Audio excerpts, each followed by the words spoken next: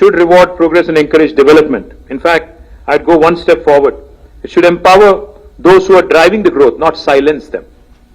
If 19% of South of India, the southern Indian states, are contributing to 36% of India's GDP, will you cut down on representation and, dissent, cut down on the dissent and cut down on the dissenting voices? Is that the strategy of Government of India?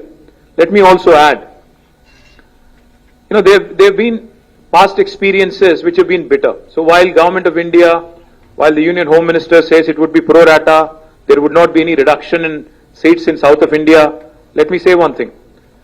No reduction in South of India, Southern Indian seats does not mean no increase in North Indian seats. Let me remind you that. There may not be a reduction in South India, but if there is disproportionate increase in North Indian seats, which again will mean that essentially 4 or 5 states will determine the future of this country, future politics, future policies, future fiscal devolutions, everything, future life of a citizen of India will be determined by 4 or 5 states, and that is certainly not acceptable. And why do we not have enough confidence in union government when it says pro rata? Because we've had bitter experiences. 11 years ago, when Telangana was formed as a state, we were promised by Indian Parliament that delimitation will happen within the state of Telangana. The number of assembly seats would increase from 119 to 153. But has it happened in 11 years? Despite it being an enactment of the Parliament? No. Why? Because it does not suit the BJP, it does not suit the union government. Where it suited them, they've done it. It suited them in J&K, it suited them in Assam, so they've done it there. But it doesn't suit them in Telangana and Andhra, so they don't do it here. That is exactly what we are apprehensive of. Let me also remind you, never in the history have there been such high proportion of cesses that have been added, which are depriving the states of their rightful share in devolution. States are, let me remind you again what I've heard in that room from one of the chief ministers, I think it is Kerala chief minister, who said, federalism is not a gift, it is our right as a state.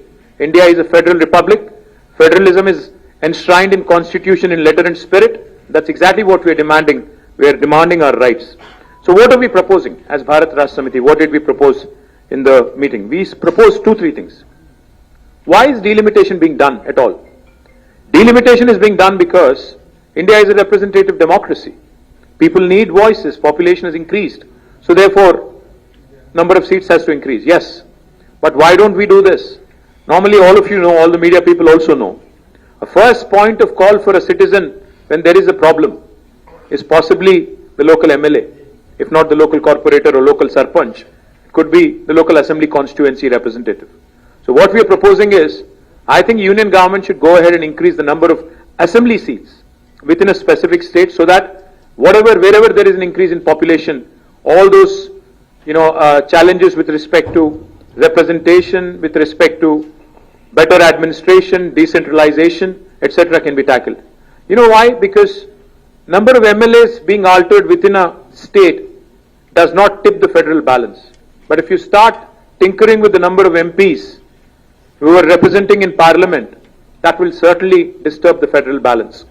MLAs regularly take care of policies at the state level, but MPs, members of parliament, take care of policy at the national level.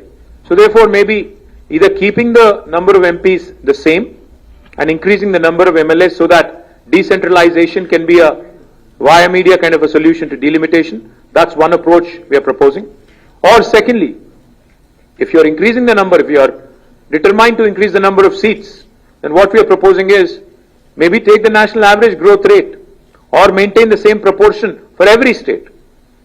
Because you see, Government of India itself through 42nd Amendment of the Constitution and back in 1976 had brought in population control as a measure and suspended further delimitation for 25 years.